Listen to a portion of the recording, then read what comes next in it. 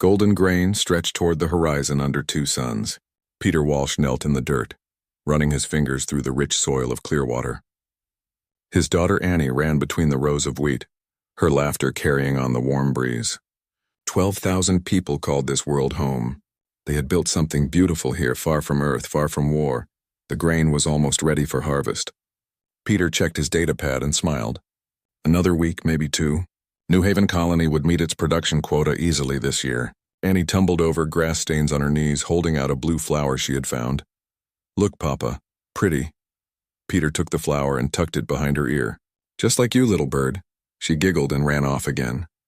Peter stood, stretching his back. Farming was hard work, but honest. They had left Earth to escape the crowded cities, the endless noise. Here they had space, peace, a future.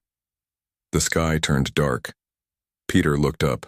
Ships, massive ships blocking out the suns. His heart stopped.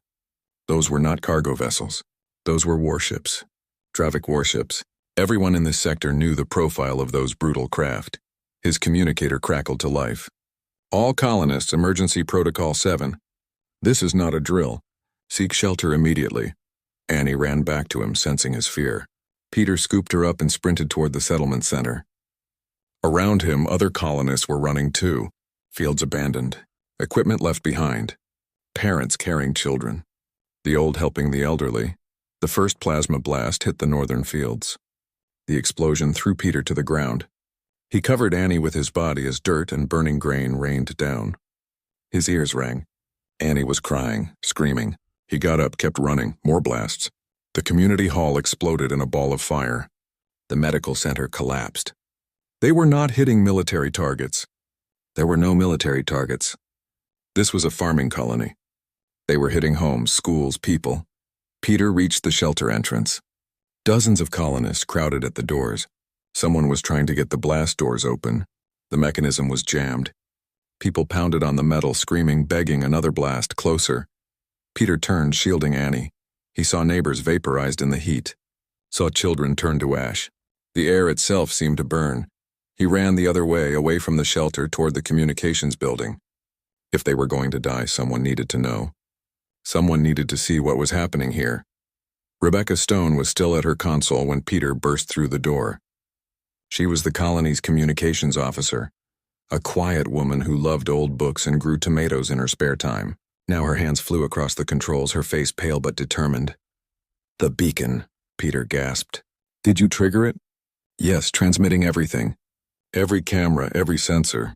Earth will know." The building shook. Ceiling panels fell. Peter set Annie down and helped Rebecca route more power to the transmission array. His hands shook as he worked. He was a farmer, not a technician, but he knew enough. Everyone on the frontier learned basic systems. Through the window, he saw the town burning. Saw people running in the streets trying to escape fire falling from the sky. The traffic ships moved methodically, precisely. This was not a battle. This was an execution. "Why?" Rebecca whispered. "We are nobody. Just farmers." Peter had no answer. He held Annie tight as the building shook again. The lights flickered. Rebecca looked at him. She was young, maybe 25. She had come to Clearwater to study xenobiology. She wanted to catalog alien plants. Now she would die transmitting images of alien cruelty. "It is uploading," she said. "Earth will receive it in 17 hours. They will see. They will know." Another explosion, closer. The walls cracked. Peter kissed Annie's head. She had stopped crying. She was too scared to cry now. Just clung to him, silent and shaking. Rebecca kept transmitting. Her fingers never stopped moving. The console sparked. Smoke filled the room. She coughed but did not stop. "Go," she told Peter. "Take your daughter. Run. There is nowhere to run. Then hide. Find a ditch, anything. Go." Peter did not want to leave her, but Annie needed him. He stumbled toward the door, looked back once. Rebecca was still at her console, making sure every second of footage reached the beacon satellite, making sure humanity would know. He ran into the burning streets. Plasma bolts turned buildings to rubble around him. Bodies lay everywhere.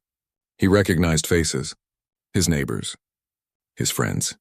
People he had shared meals with, worked beside, laughed with. A shadow passed overhead. Peter looked up. One of the Dravik ships was directly above, its weapons glowing. He dove behind a overturned transport vehicle, covering Annie completely with his body. The world turned white, then nothing. 17 hours later, at Terran Defense Network headquarters on Earth, an emergency beacon alert flashed across the main display. Night shift operators opened the transmission. The first image showed golden fields under two suns, peaceful, beautiful. Then the images changed: fire, death, children burning. 12,000 souls being systematically erased. The operators sat in silence, unable to look away, unable to believe what they were seeing. One was sick in a waste bin, another was crying. The third just stared, face blank with shock. The transmission ended with Rebecca Stone's final words, recorded as the communications building collapsed around her. "We were farmers. We harmed no one. Please, remember us." Admiral Victoria Cross watched the footage in her office. She was a career officer, 50 years old, a veteran of 3 border conflicts. She had seen death before, but this was different. She watched it 3 times, forced herself to see every moment, to understand what had been done. When it ended, she sat in the dark for a long time. Then she picked up her communicator. Her voice was steady, cold, absolutely certain. "Convene the Terran Council. Emergency session. Priority Alpha. Tell them we need a vote on war mobilization. Tell them I will be recommending total war protocols." "Admiral, should I tell them what this is regarding?" "Tell them the Dravik Empire just taught us that being peaceful does not make us safe. Tell them we are going to teach them what happens when you mistake our kindness for weakness." The vote took 4 minutes. Not a single dissenting voice. Across human space, from Earth to the furthest colonies, the same footage was broadcast on every channel. The galaxy would later say that humanity lost something that day. They were wrong. Humanity did not lose anything. They simply remembered what they were capable of when pushed beyond all reason.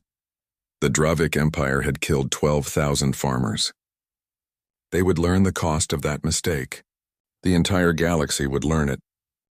Numbers scrolled across 1,000 screens in the Martian shipyards. Production schedules, material allocations, crew assignments. What had been building civilian transports yesterday was now retooling for war.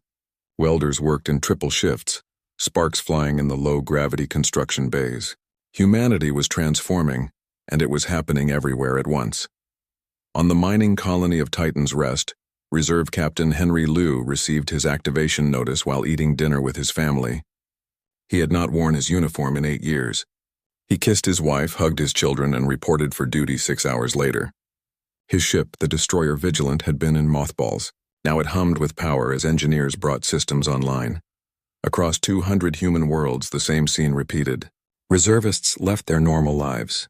Civilians volunteered. Factories switched production lines. Humanity had not mobilized like this in 3 generations. The last time was when Earth itself faced invasion. That threat had been turned back. This time humanity was not defending. They were going hunting. In the Galactic Council chambers on Unity Station, representatives from 40 species gathered in emergency session. The massive circular room hummed with translation devices turning clicks, whistles, and electromagnetic pulses into common language. At the center podium stood Dravik Ambassador Kreth, his scaled hide gleaming under the lights.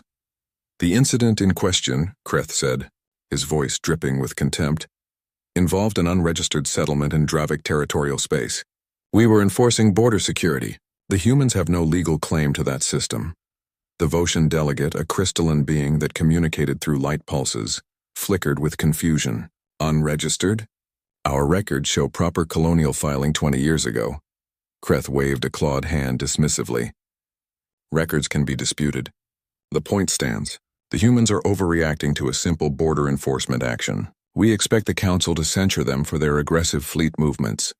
Several delegates murmured agreement. The Dravik Empire was powerful, influential. Many species owed them trade agreements or military protection. Going against them was dangerous. The humans were newcomers to galactic politics. Barely 3 generations past their first faster-than-light travel. Surely this could be mediated. The council chamber doors opened. Terran Ambassador Richard Okonkwo entered. He was tall, gray-haired, and he had been a diplomat for 30 years. He had negotiated trade deals, settled disputes, and built friendships with a dozen species. He was known as a reasonable man, a patient man. Today he looked like something carved from stone. Ambassador Okonkwo, the council speaker said. We are discussing the unfortunate situation at New Haven Colony. Ambassador Kreth has presented the Dravik position. We hope to find a peaceful resolution. Okonkwo walked to the center of the chamber. He did not look at Kreth, did not acknowledge the other delegates. He simply placed a data chip on the central display console and activated it. What you are about to see, he said quietly, is 37 minutes of unedited footage from New Haven Colony. I warn you, it is not easy to watch. The display screens activated. The delegates saw golden fields, saw father and daughter in the grain, saw the ships arrive. Then they saw what happened next. The chamber fell silent. Some delegates turned away. Others watched in horror. The crystalline Voshan dimmed until they were almost invisible, their species equivalent of shock. The Threen delegate, a being of living water in a containment suit, actually left the chamber. They could not process such violence against innocents. 37 minutes. Children burning. Families torn apart. Civilians hunted in the streets, methodical, systematic, complete. When it ended, the silence was absolute.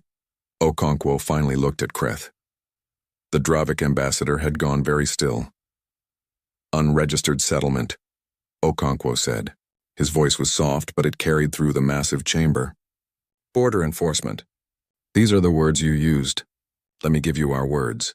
Massacre, war crime, atrocity. The council will determine, the speaker began. The council will do nothing, Okonkwo interrupted, because we are not asking for your judgment. We are informing you of ours.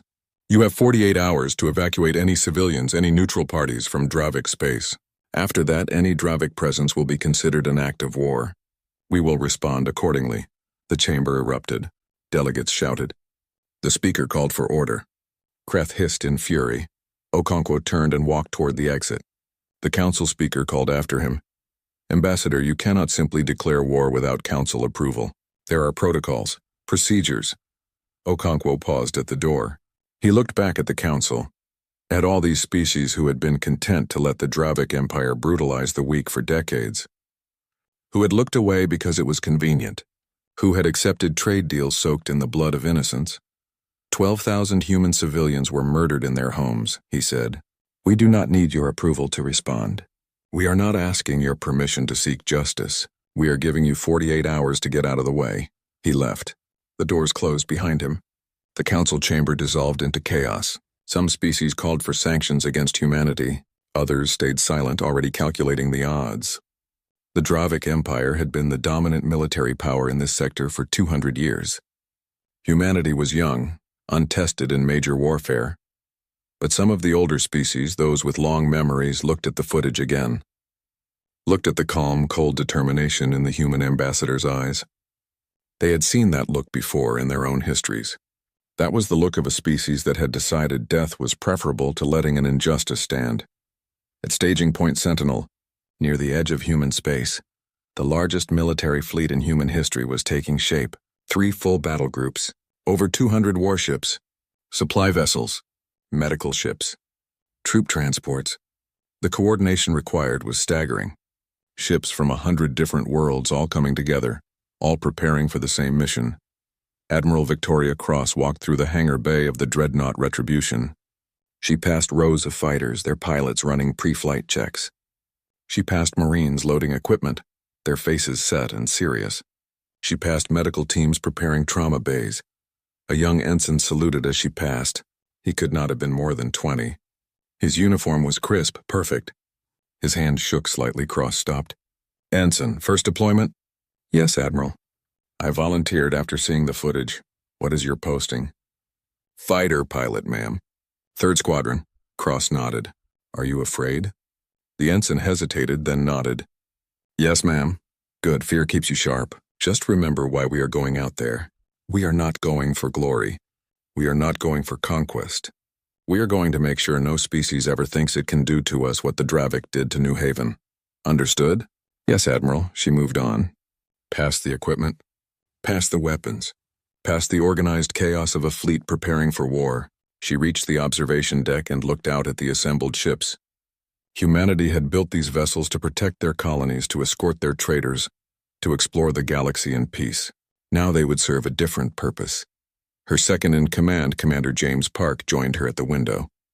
He was a quiet man, methodical, brilliant at logistics. "Fleet reports ready in 6 hours," he said. "The Dravik. Their forces are scattered."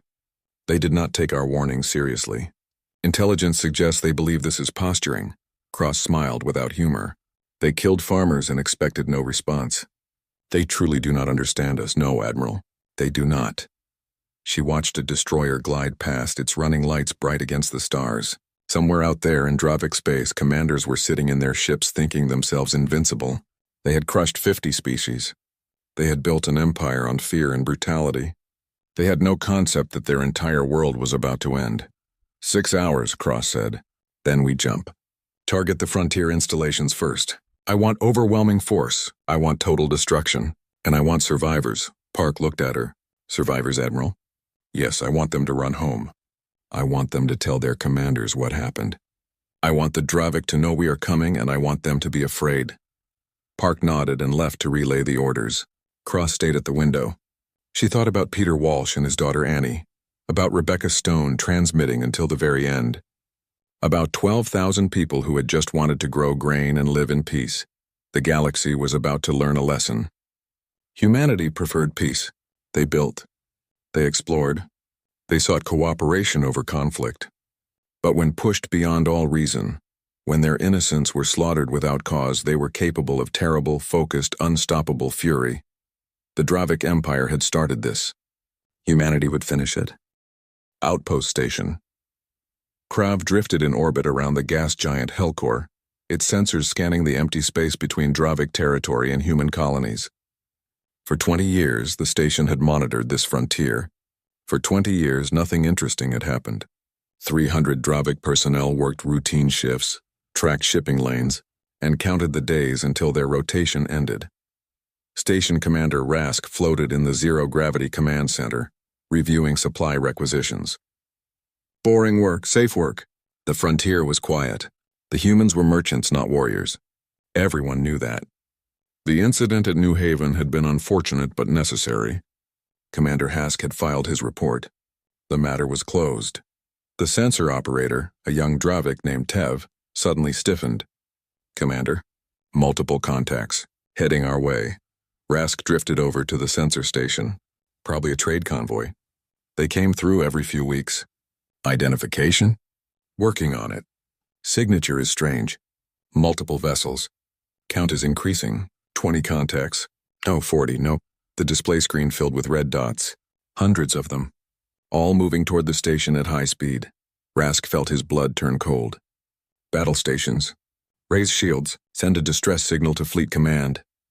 Alarms blared throughout the station. Personnel rushed to their posts.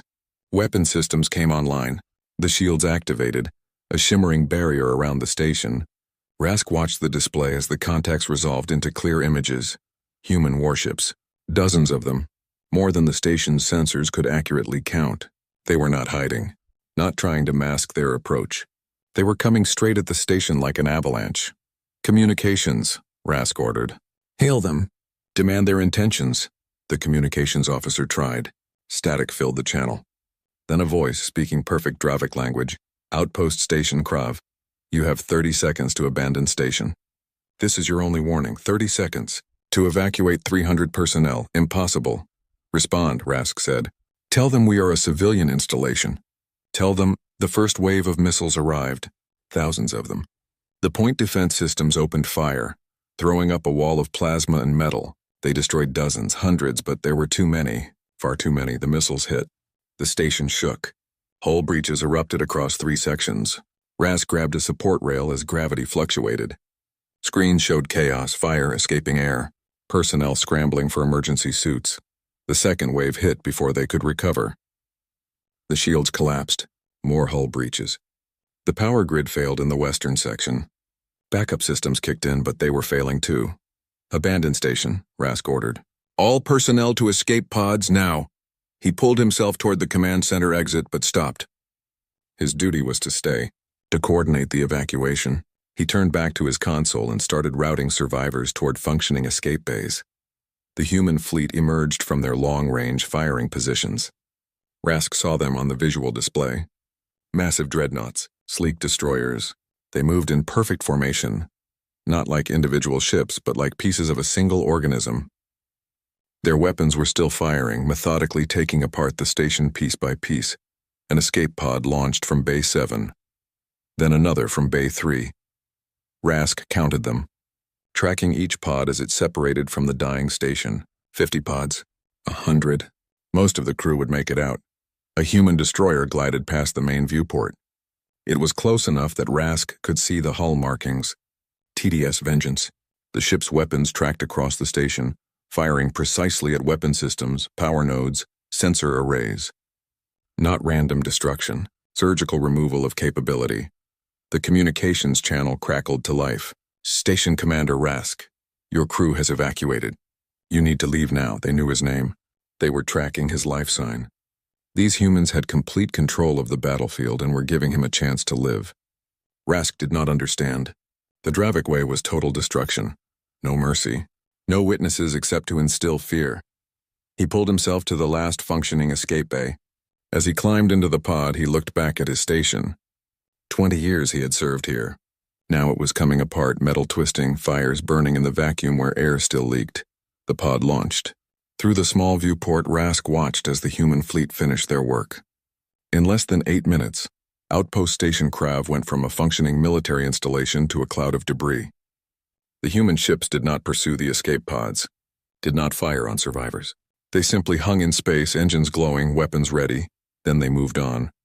Toward the next target, the same scene repeated across 6 frontier installations. Outpost Mavane Station Threshon, Monitoring Platform Delta, Supply Depot Kresh. Each attack was the same. Overwhelming force, massive missile swarms that saturated defenses, then close-range destruction with precision weapons. Every installation was destroyed.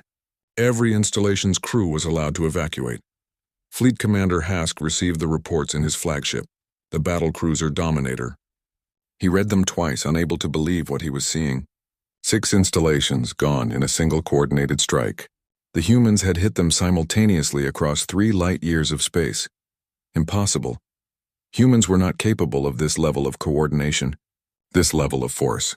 His intelligence reports said they were divided, their fleet scattered across dozens of colonies. Yet here they were, operating like a single military force. Survivors? He asked his aide. Approximately 2,000 Dravik personnel recovered from escape pods. No casualties reported among evacuation. Hask slammed his fist on the console. They spared our soldiers. Why? The aide hesitated. Perhaps they wished to appear merciful to the Galactic Council. Merciful? Hask tasted the word. It made no sense. In war, you killed your enemy. You did not give them chances to escape. Unless you wanted them to spread fear. Hask pulled up the tactical display. The human fleet was not retreating. They were advancing, moving deeper into Dravik space. Not rushing. Not exposing themselves. Just steadily, methodically moving forward. This was not a raid. This was an invasion. Hask immediately sent a message to Supreme Commander Voth at Fleet Headquarters. The response came back within the hour. Voth was dismissing the losses as insignificant. Frontier installations were expendable. The humans would overextend and then the true Dravik fleet would crush them. Hask wanted to believe that. But he had seen the tactical reports. The human ships moved with precision his own forces rarely achieved. Their missile coordination suggested computer networks far beyond what the Dravik used. Their willingness to spare survivors suggested a species that fought with cold calculation rather than hot rage. He remembered the report from New Haven. Commander Hask had been so proud of that operation. A perfect demonstration of Dravik power, a warning to any species that challenged them.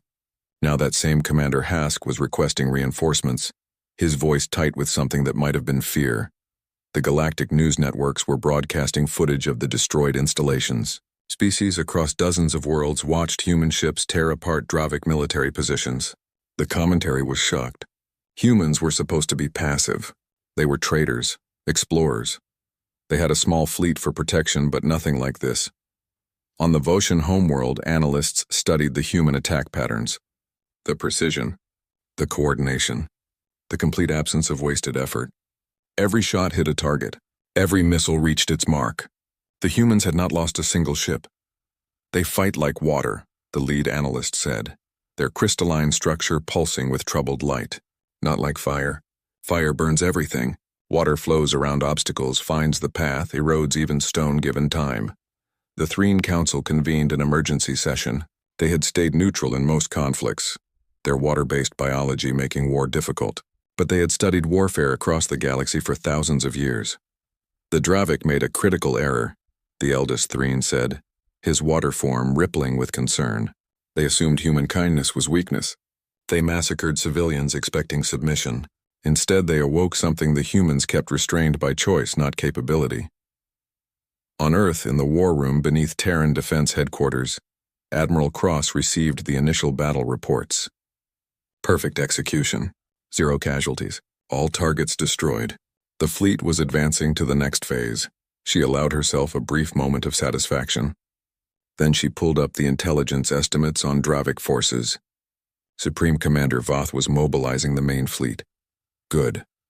She wanted him to come. She wanted him to bring everything he had. The frontier strikes were just the opening move. The real battle was coming. The Dravik had built their empire on crushing smaller species, on overwhelming force against weaker opponents. They had never faced an enemy that could match their numbers and exceed their coordination. They were about to learn. Commander Rask, recovered by a Dravik rescue ship, sat in the medical bay and stared at his hands. They were not shaking. He had survived. Most of his crew had survived. The humans could have killed them all but chose not to. A fellow officer sat beside him. "We will get revenge," the officer said. "The fleet is assembling. We will crush these humans." Rask said nothing. He kept seeing that destroyer gliding past. TDS Vengeance. The humans had named their ships after concepts. Vengeance, retribution, justice. Not after heroes or victories, after ideas. That told him something. These humans were not coming for glory. They were coming to teach a lesson. And Rask, survivor of their first strike, understood something his commanders did not. The lesson was going to be written in fire and blood, and the Dravik Empire was about to learn that there are worse things than dying in battle. Like realizing you started a war you cannot win. The Thornback Nebula glowed with purple and blue gases, a massive cloud of stellar material where normal sensors became useless, and navigation required skill and luck in equal measure. Admiral Victoria Cross studied the holographic display of the nebula in the Retribution's tactical center.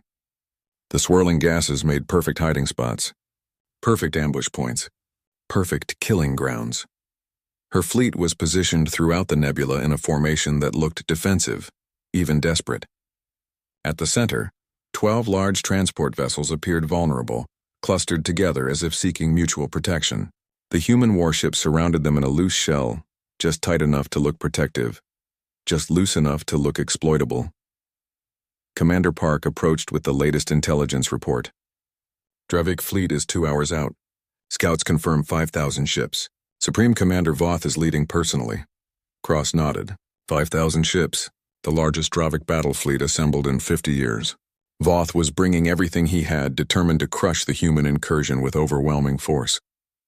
He had studied human tactics from the frontier battles. He believed he understood how humans fought.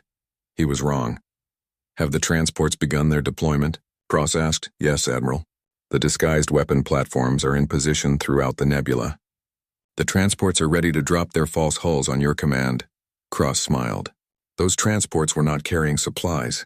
They were carrying enough firepower to gut a battle fleet. The Dravik would realize that too late. All ships maintain formation.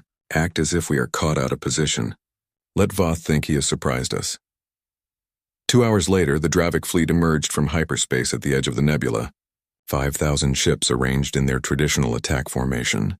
Massive battleships at the center, cruisers on the flanks, destroyers and fighters screening the advance. It was an impressive sight, the kind of force that had conquered systems and broken civilizations. Supreme Commander Voth stood in the command center of his flagship, the super battleship Annihilator.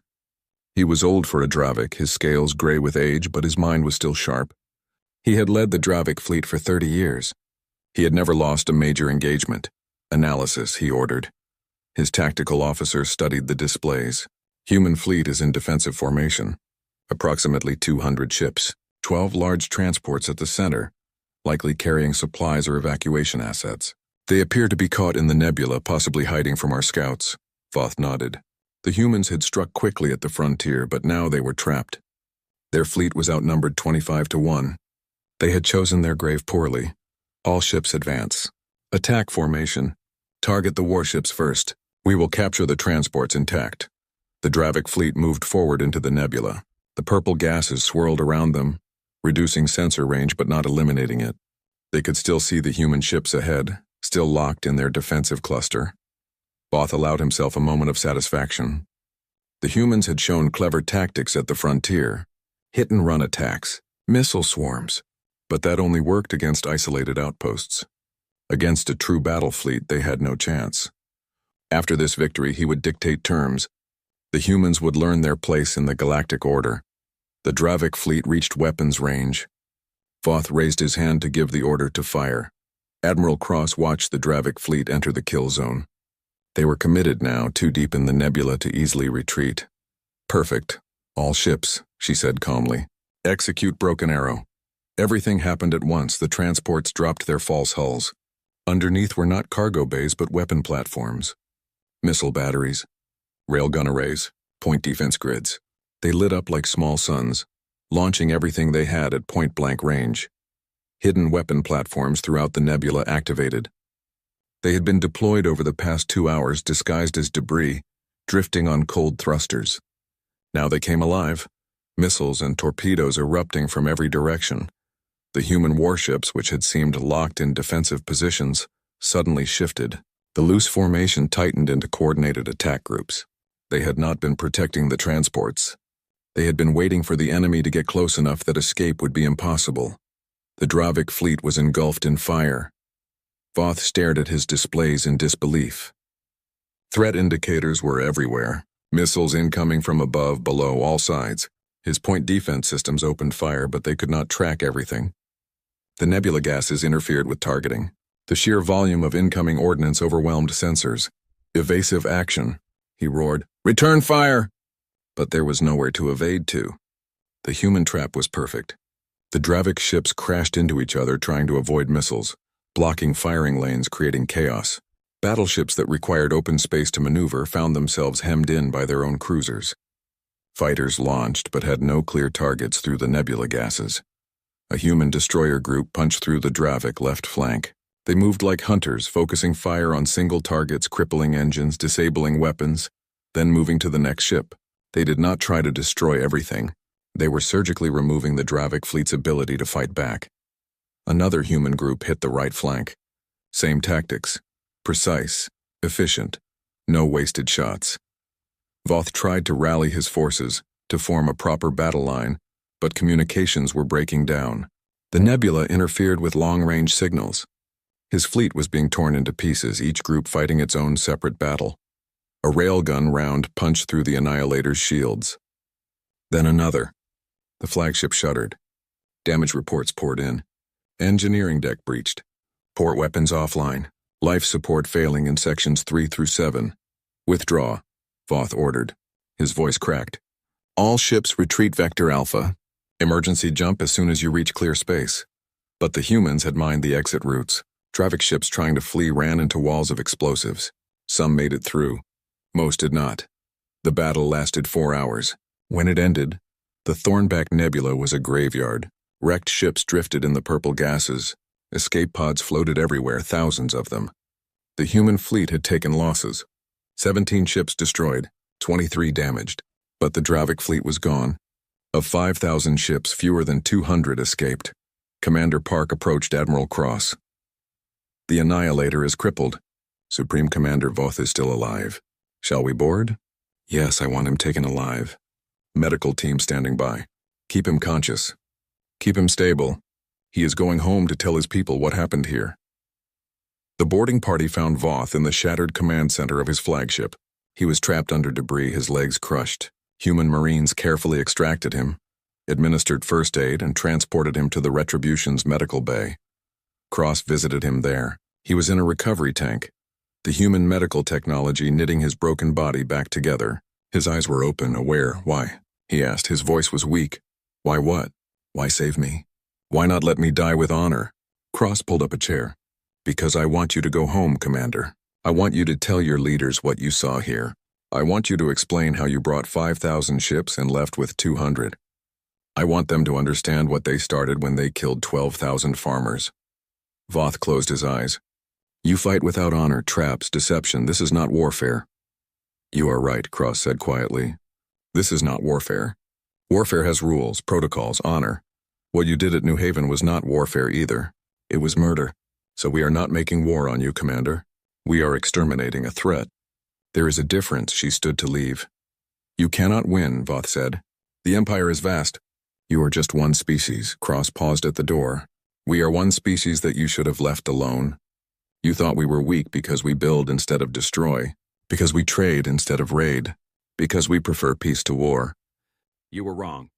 We prefer peace, but we are very, very good at war when we must be.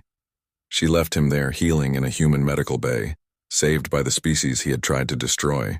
The irony was not lost on Voth. The humans showed mercy to their defeated enemies while showing none to enemy capability. They would save your life, then destroy your ability to threaten them again. News of the battle spread across the galaxy within days. 5,000 ships, the largest Dravic battle fleet in a generation, destroyed by a human force 1/4 its size. The galactic networks broadcast footage from surviving Dravic ships. It showed human vessels moving through the chaos with mechanical precision. No heroics. No single combat. Just coordinated execution. On the Dravic homeworld, Supreme Leader Krath watched the footage in silence. Around him, his council of advisors sat frozen. They had believed the frontier losses were insignificant. They had believed Voth would crush the humans and restore Dravic supremacy. They had been wrong. Options, Krath said. His military advisor spoke carefully. We have reserves. 2 more fleets. But after seeing this footage, I would advise caution. The humans fight like no species we have encountered. They use deception, coordination, and technology in ways that negate our numerical advantage.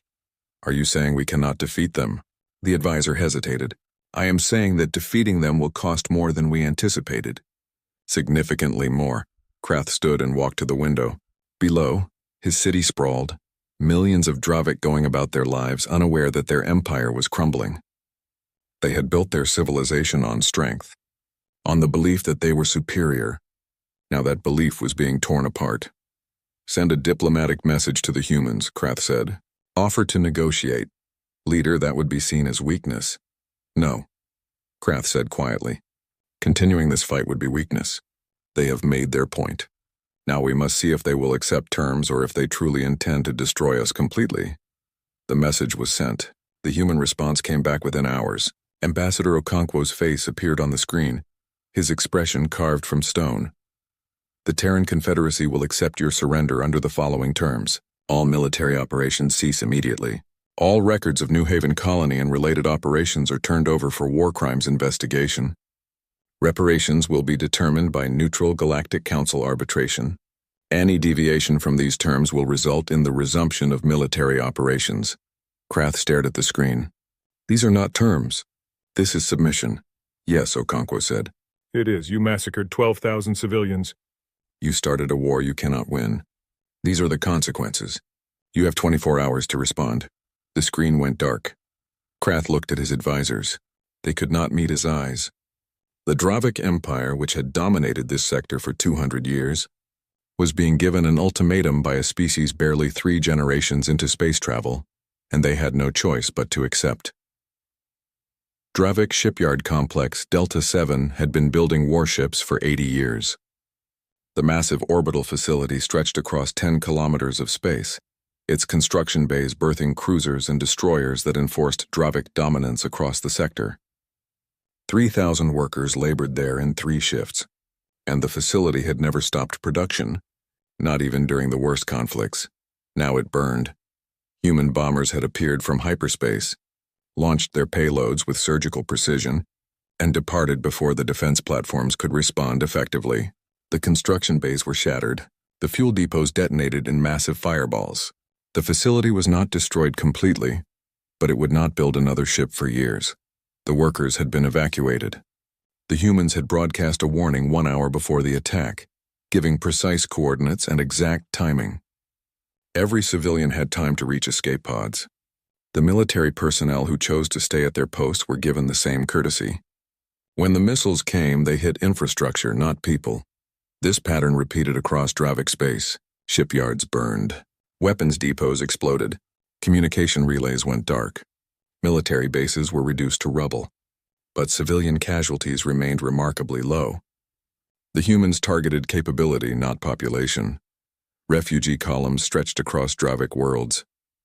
Families fled from military installations, from industrial centers that supported the war effort, from anywhere the humans might strike. The Dravik government tried to evacuate civilians, but the numbers were overwhelming. Millions on the move seeking safety. And everywhere the refugees went, they found human aid stations, medical supplies, food, temporary shelters. The humans were destroying the Dravik military machine while simultaneously feeding and treating Dravik civilians. It made no sense. It violated every principle of warfare the Dravik understood. In the Galactic Council, debates raged daily. The Korathi delegate, a being of pure energy contained in a magnetic field, argued passionately for intervention. The humans are dismantling an entire civilization, the Korathi pulsed.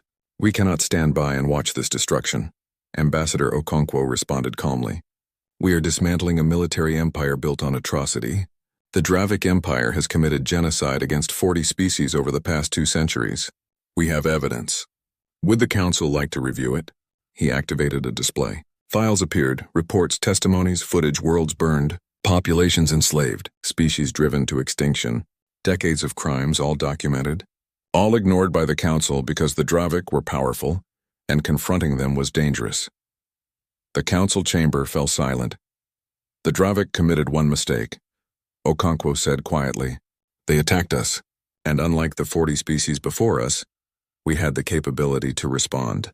So we are doing what the Council should have done decades ago. We are stopping them. The Voshan delegate flickered. By becoming like them? No, Okonkwo said. By being nothing like them.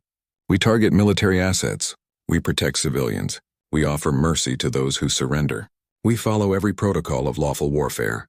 The Dravik did none of these things. That is why they are losing. On the Dravik homeworld, Supreme Leader Krath faced rebellion. His military commanders demanded permission to use chemical weapons against human forces. His economic advisors warned that the Empire's economy was collapsing. His intelligence service reported that 12 colony worlds were in open revolt, refusing to send more troops to die in a war they could not win. Krath stood before his war council, feeling the weight of 200 years of Empire pressing down on him. If we use chemical weapons, what will the humans do? His military advisor answered honestly. They will glass our worlds. They have been restrained. If we cross that line, they will eliminate us completely. Then we have no options? We have one option, leader, surrender. Krath felt rage boil up inside him. Surrender, the word was poison. The Dravik Empire did not surrender. They had never surrendered. They conquered. They dominated. They ruled. But they were losing. Lance Corporal David Park sat in the troop bay of a transport ship, checking his rifle for the 3rd time. Around him, other Marines did the same. They were heading to secure a Dravik military base that had refused to surrender. Intelligence said the commander was a fanatic, unwilling to accept that the war was lost.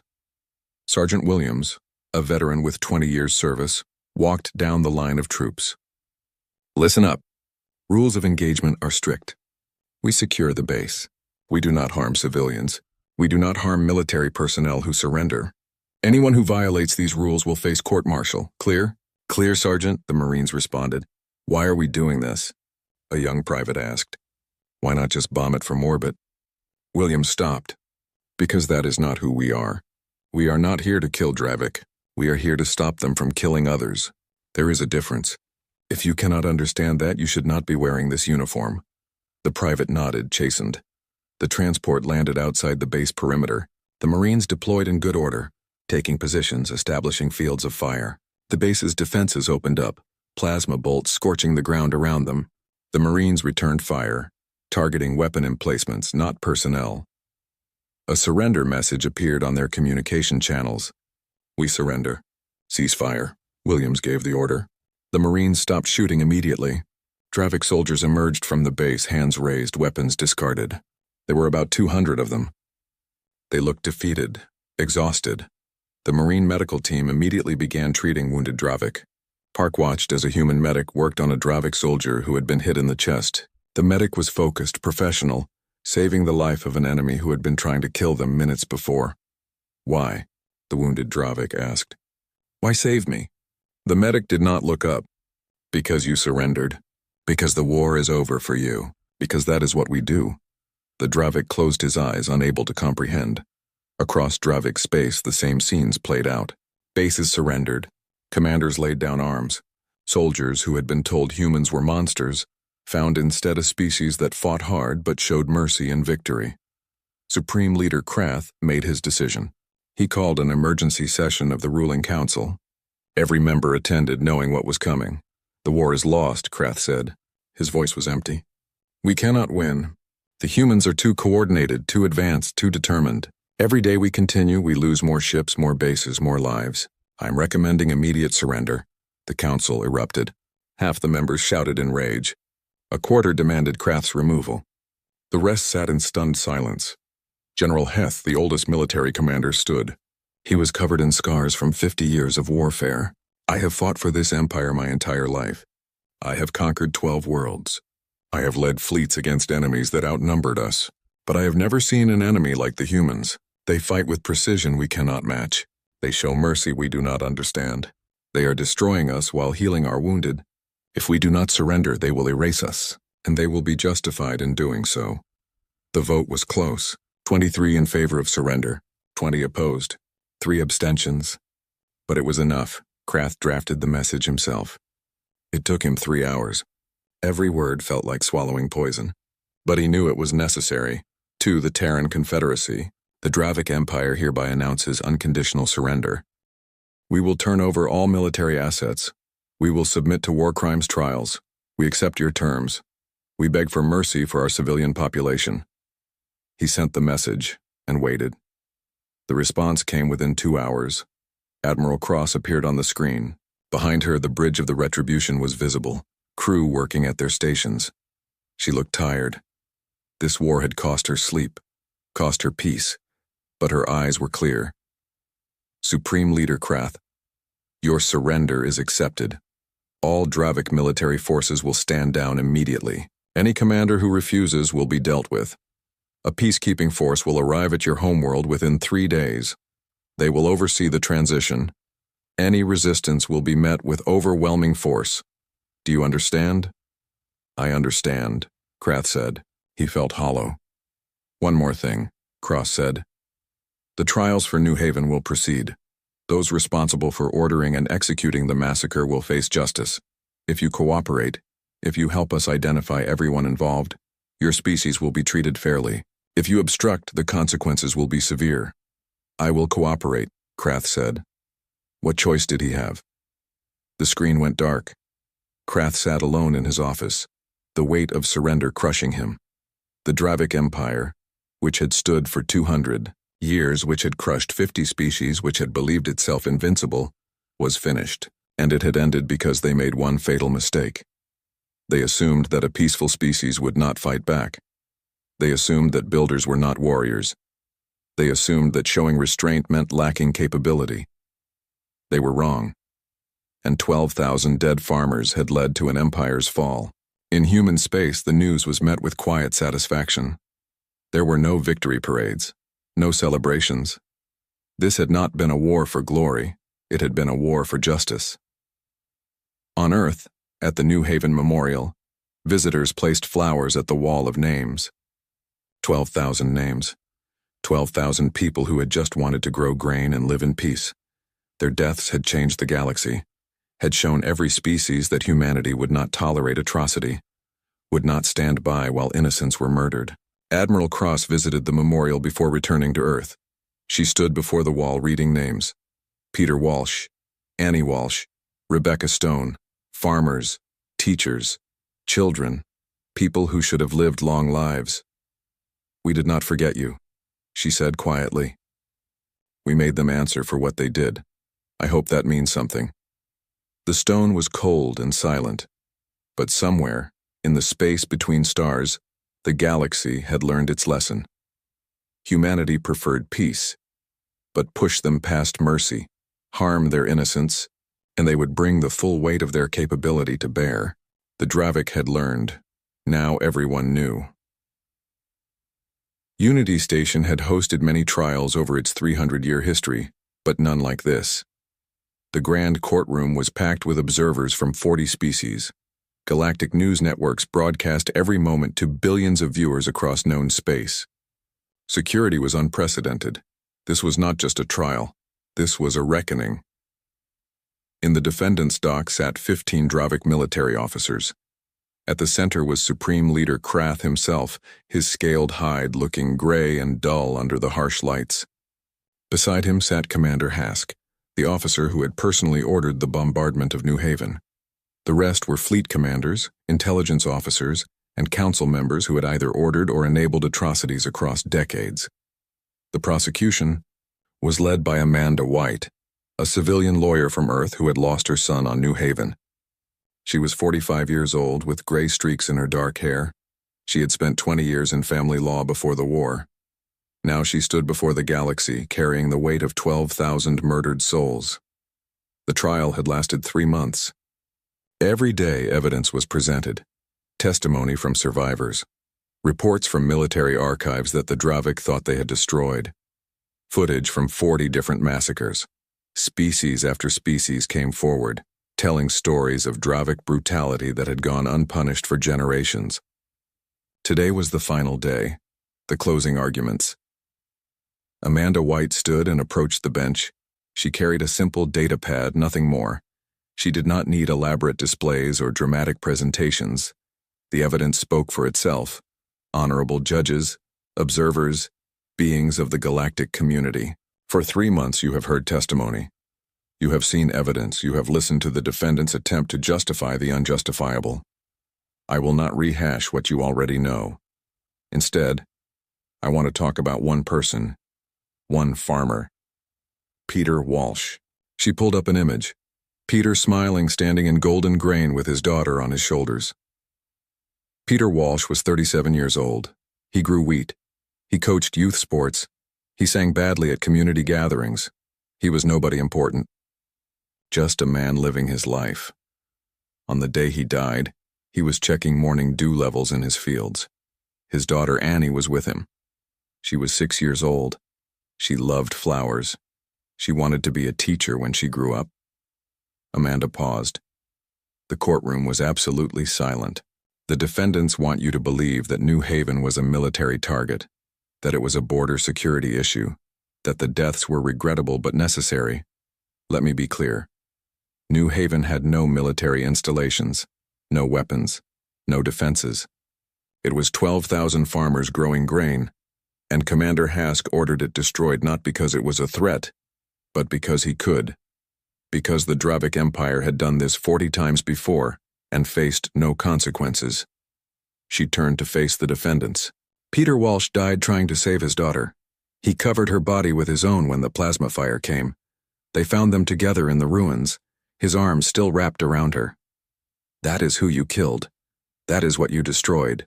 Not enemy soldiers, not military assets. A father and his child. She turned back to the judges. The defense has argued that they were following orders, that they were protecting their empire, that the humans overreacted. But here is what they do not understand. There is no order lawful enough to justify massacring children. There is no empire valuable enough to be built on the bones of innocence. And there is no overreaction when responding to genocide. She set down her data pad. I lost my son on New Haven. His name was Daniel. He was teaching agriculture science at the colony school. He was 23. He died trying to get his students to shelter. The last message I received from him said, "Tell Mom I love her. Tell her we tried." Her voice cracked slightly, but she continued. This trial is not about revenge. It is about accountability. It is about making clear that in this galaxy, there are lines that cannot be crossed. That species cannot commit atrocities and hide behind claims of sovereignty or military necessity. The defendants had choices. They chose cruelty. They chose to murder. Now they must face the consequences of those choices. She sat down. The courtroom remained silent for a long moment. The defense attorney, a Karathi named Zephyr, stood. He had argued vigorously for his clients, pointing out that by Dravic law and culture the actions were justified, that the humans had no right to impose their morality on another species, that the war itself was human aggression. Now on the final day, even he seemed diminished. "The defense rests," he said simply, and sat down. The judges conferred for 6 hours. When they returned, the lead judge, a Voshan elder whose crystalline form pulsed with grave light, read the verdict. "The tribunal has reviewed all evidence. We have considered testimony from both prosecution and defense. We have examined the legal, moral, and ethical dimensions of this case. The verdict is unanimous." The courtroom held its breath. "On all counts of genocide, war crimes, and crimes against sentient species, we find the defendants guilty. The systematic nature of these crimes, spanning decades and targeting civilian populations, represents one of the gravest violations of galactic law we have ever adjudicated. The claim that these actions were justified by military necessity is rejected. The claim that cultural differences excuse these actions is rejected.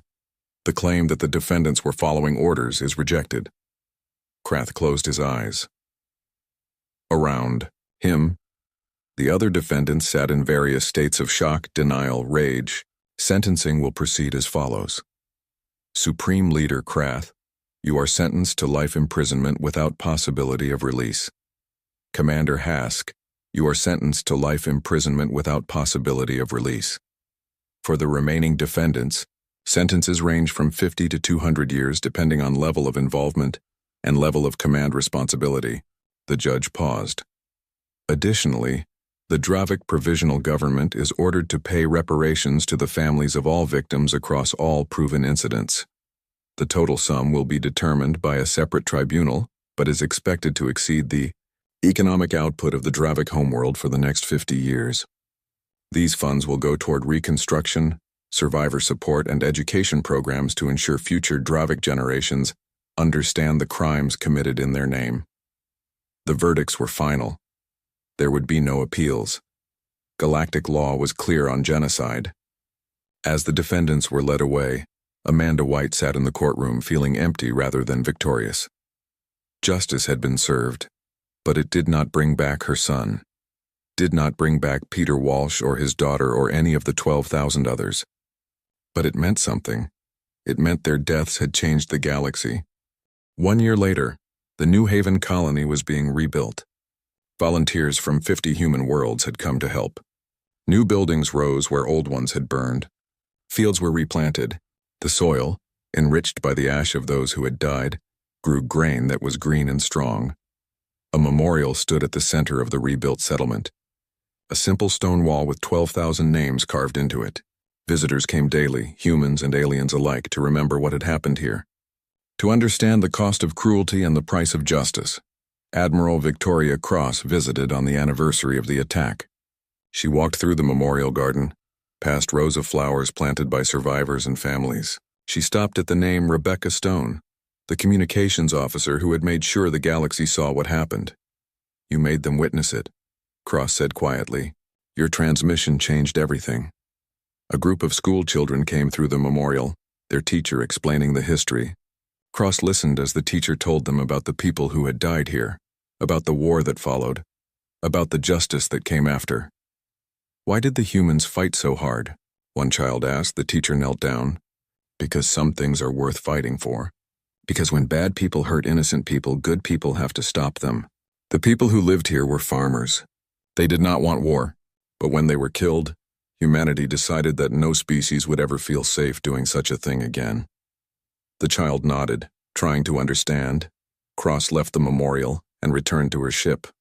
She had retired from active military service but still consulted on defense policy.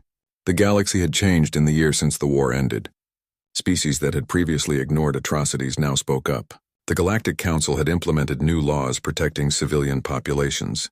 Military observers from a dozen species studied human tactics, trying to understand how coordination and precision could defeat superior numbers. Humanity had not wanted this role. They had not sought to be the galaxy's police force, but the Dravik had made them prove their capability, and now other species looked to them as guarantors of a certain kind of order. It was a burden Cross knew would last generations. On the Dravik homeworld, life continued under the watchful eyes of international peacekeepers. The provisional government was slowly rebuilding, this time without the military apparatus that had sustained the empire. Young Dravik, educated in integrated schools alongside other species, were learning a different history than their parents had known. They learned about the species their empire had destroyed, about the crimes committed in their name, about the consequences that came when power was used without restraint. Some rejected these teachings, clinging to the old ways, but most understood. They saw the ruins of their military machine, saw the peacekeepers ensuring their world remained safe but not powerful, saw the reparation payments going out year after year. They understood that their empire had ended not because humans were cruel, but because humans were capable and chose to use that capability in service of justice rather than conquest. In the Galactic Council chambers, Ambassador Okonkwo stood before a very different assembly than the one he had walked out of a year before. The council had new members, new priorities, new awareness of their responsibilities. The Terran Confederacy moves to establish the New Haven Accords, he said, a set of laws making clear that genocide will be met with immediate intervention by any species capable of doing so, that claims of sovereignty do not protect war criminals, that the galaxy will no longer look away when innocents are slaughtered. The vote was overwhelming. 40 species in favor, 3 abstentions, none opposed. The Voshan delegate pulsed with approval. The humans have taught us something important. That power without morality is tyranny, but morality without power is useless. You have both. We hope you will continue to use them wisely. Okonkwo nodded. We did not want this war. We did not seek this role. But 12,000 of our people were murdered for no reason, except that someone thought they could. We made sure the galaxy knows that is never acceptable. We will remember that lesson. We hope everyone else will too. 5 years later, a young woman named Sarah Walsh stood in the rebuilt community hall of New Haven. She was 19, studying xenobiology at the university on Earth. Her parents and younger sister had died in the massacre. She had survived because she was visiting her grandmother on another world at the time. Today, she was giving a speech to commemorate the 5th anniversary of the attack. I do not remember my father clearly anymore, she said. I was 14 when he died, but I remember his laugh. I remember how he loved the fields, how he would take us out at dawn to watch the suns rise over the grain. The audience listened in silence. Survivors, families of victims, ambassadors from across the galaxy. For a long time I was angry at the Dravik, angry at the galaxy for not protecting us, angry at my parents for bringing us to a frontier colony. But anger did not bring them back. It did not heal anything. She paused, collecting herself. What healed was seeing the galaxy change, seeing the Dravik Empire fall, seeing justice served, seeing other species stand up and say that what happened here would never be tolerated again. My family died for nothing. They were just living their lives. But their deaths meant something because humanity made them mean something. She looked at the memorial wall at her father's name carved in stone. We are rebuilding. New families are moving here. Children are being born. The fields are growing again. Life continues. But we remember. We will always remember, because remembering is how we make sure it never happens again. The audience stood in respectful silence. Then slowly they began to applaud. Not in celebration, but in acknowledgement, in understanding. That night, Sarah walked through the fields that her father had loved. The grain was waist-high, swaying in the gentle breeze.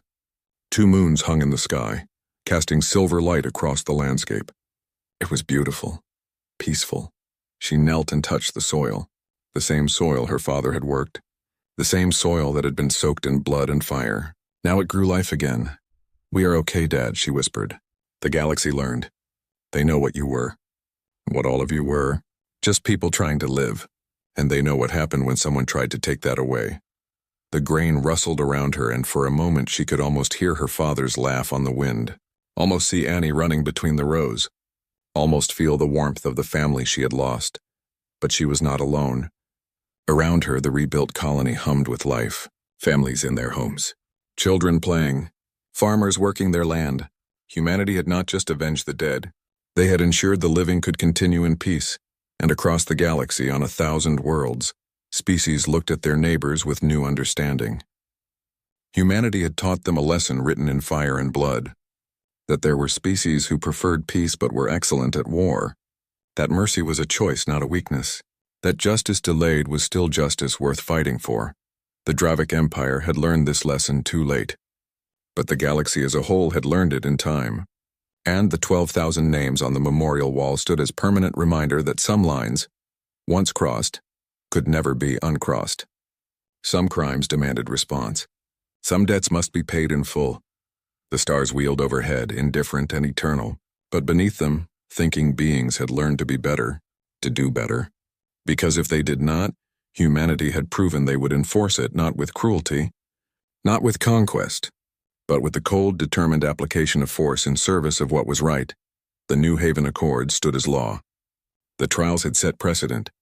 The Dravik Empire was gone, replaced by a species learning to live without brutality. And humanity, reluctant warriors who would always prefer to build rather than destroy, stood ready to ensure that the peace they had fought for would last, because 12,000 farmers deserved nothing less.